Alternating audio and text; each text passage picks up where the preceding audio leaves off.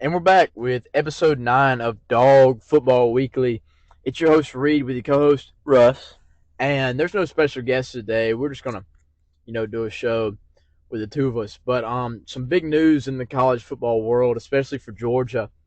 Rara Thomas was arrested the other night on, I think, family assault charges, and there's one more charge.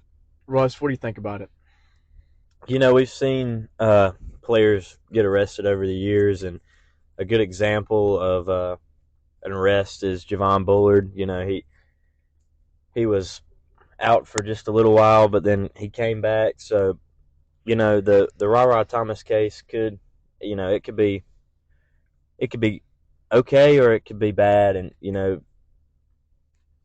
I feel like Georgia has a way of getting players back on the field. So I'm not sure that he won't be playing or that he will. I don't know, but I feel like Georgia can get him back on the field.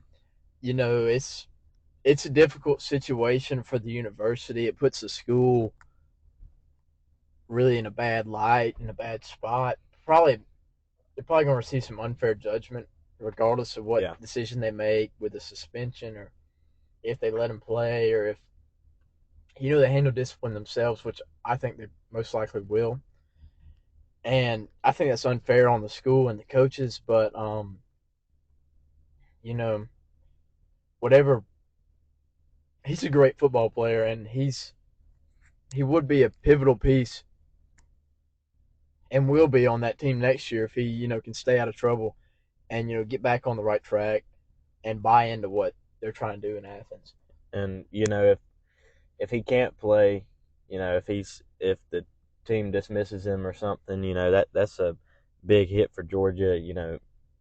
With the loss of Adonai Mitchell um, to Texas, but so that's a big hit to the receiving core.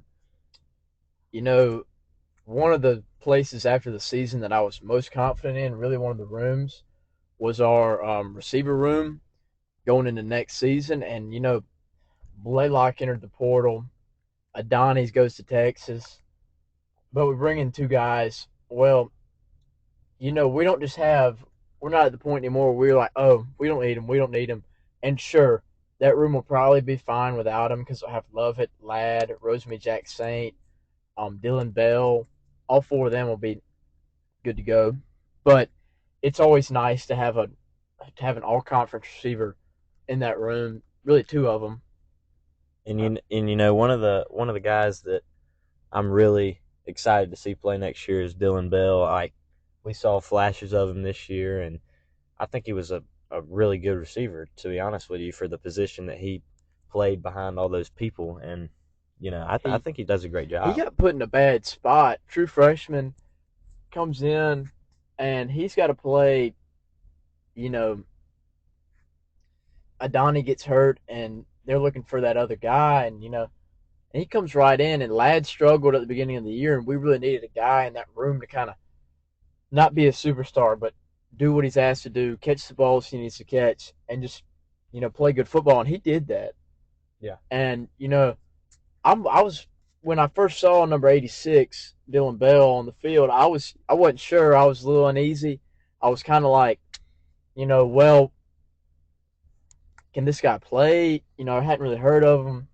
I heard him when we recruited him, but kind of some of those guys get lost in the mix. And he really impressed me. He impressed me in all phases of the game. He's great in the screen game. He's him and Ladd and Rosemary Jack Saint. They're all great receivers catching screens. And oh, we forgot about Arian Smith. We have him back Yeah. too. hmm You know, he's I would I'd love to see him start next year. I think he's a great football player. And I mean, say you put him on like Auburn or something. Mm-hmm. He's probably a number two receiver for Auburn. Ole Miss, Auburn, like a let me think. A&M. But that shows that he's a competitor. He's in there, fighting for a spot um, on the best college team in the nation. So Kirby's got a. He's worked his way. They've really built this kind of intensity and competitiveness that's hard to find. And the guys, it really shows the true character of a lot of these guys because, you know, especially the one place where I see it a ton is your running back room because you have Kendall Milton back, Dejon Edwards back, Branson Robinson, and all three of those guys are running back ones on any other team in the conference. And they could be rushing for 1,200, 1,300, 1,400 yards a year and taking the majority of the carries and all conference this, all conference that. Doak Walker, award winner, but instead, you know, they choose to kind of split their time in order to help the team succeed, and that really speaks a lot about their character. And I think that really helps their draft stock in a way. Obviously, they're not going to put up superstar numbers, but to have the willingness to put the team first and not yourself is a hard trait to find, especially in young men from the ages like 18 to 22. Yeah. You know, I know this is Dog Football Weekly, but I want to hear what you have to say about the NFL playoffs this year. Well, there's been some great playoff games so far.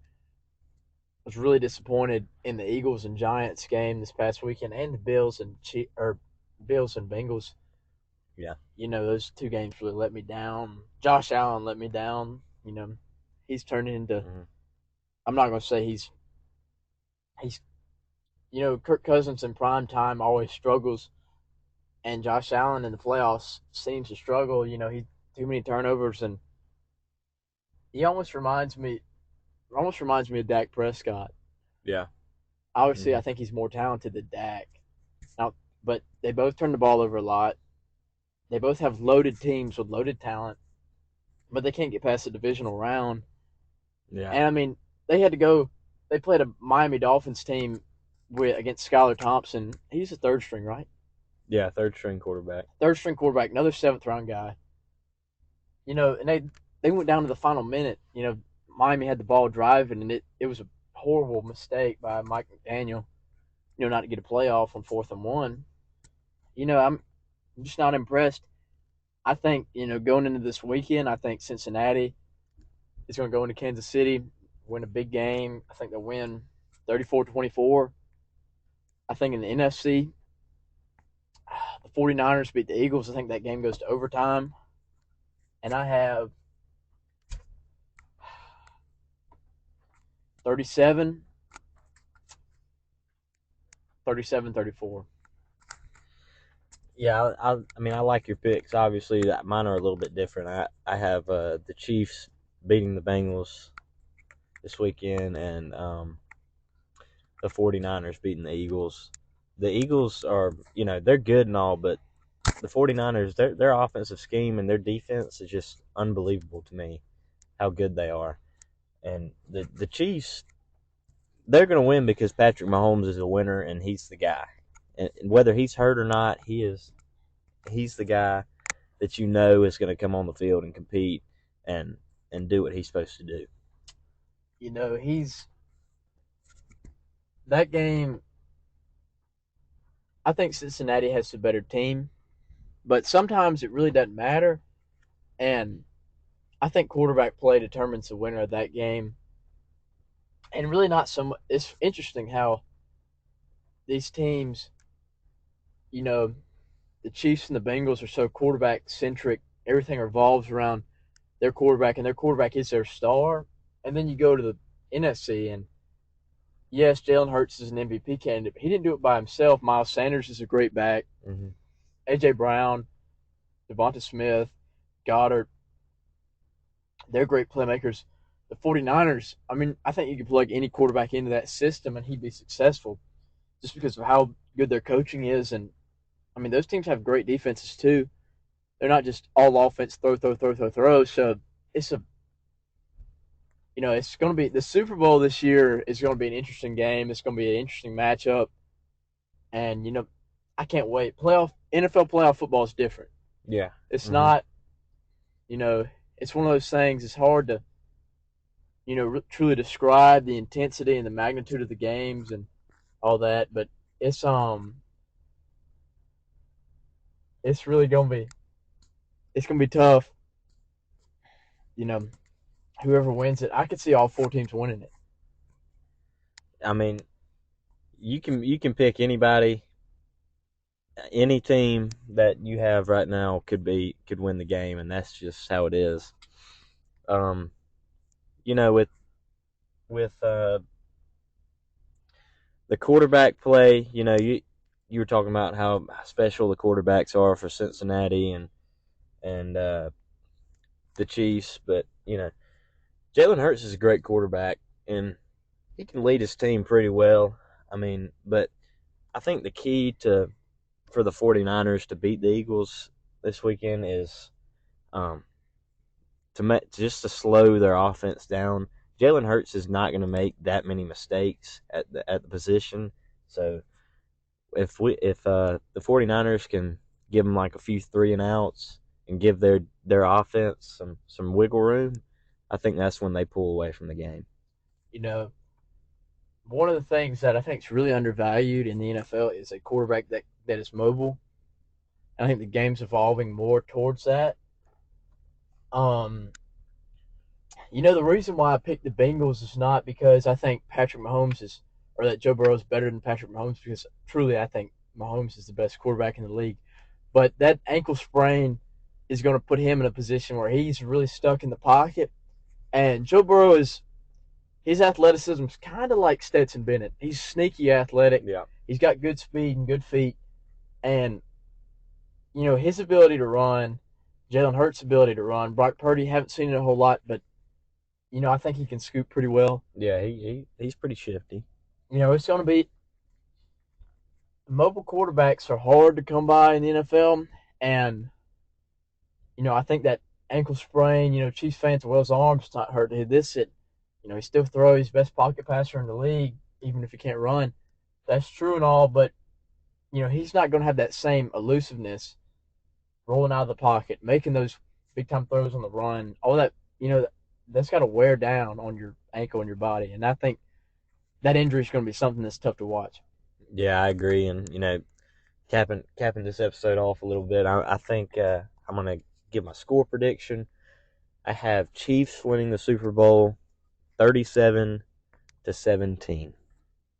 Against two The 49ers. 49ers. Well, folks, you can Oh, go ahead and book it.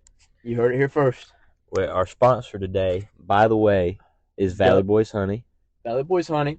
And obviously, springtime's coming around. If you're looking for, lawn care, all your lawn care needs, called W&W Lawn Care, Will and Wyatt Lawn Care. Best lawn care business in the 478. They'll Mm-hmm. get you right. Fair price, fair estimate.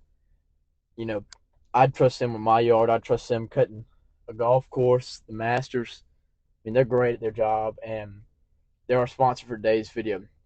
That's going to do it for today's episode of Dog Football Weekly. We hope you enjoy.